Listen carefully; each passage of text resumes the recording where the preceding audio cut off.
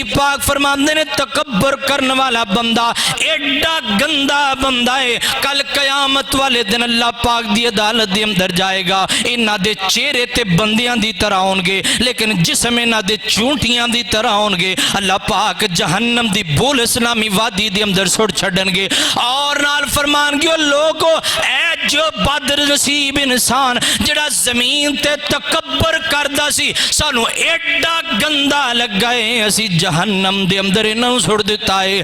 اللہ اکبر۔ لالا حضرت عبداللہ بن عمر بن عاص رضی اللہ تعالیٰ نو حضرت عبداللہ بن عمر رضی اللہ تعالیٰ نو آپس دے اندر مروہ پہاڑی دے اوپر ملاقات ہوئی۔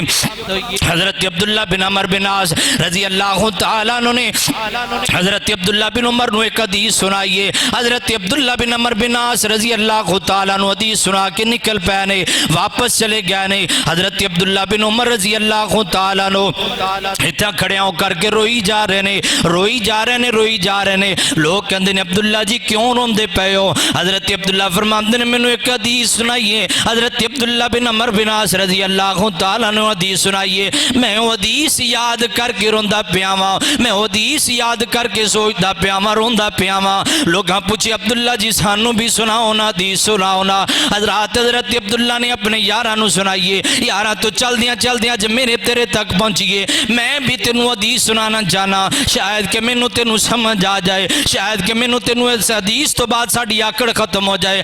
حضرت عبداللہ بن عمر رضی اللہ تعالیٰ عنہ فرماندے نے عبداللہ بن عمر بن عاص رضی اللہ تعالیٰ عنہ نے مینوں نبی پاک دا فرمان سنایا، فرمایا جڑا بندہ زمین تے تکبرانہ انداز نال چلدا ہے اللہ پاک نو ایڈا گندا لگدا ہے، کل قیامت والے دن اللہ پاک الٹے منہ کر کے اس بندے نو جہنم اندر سٹ چھڈن گے۔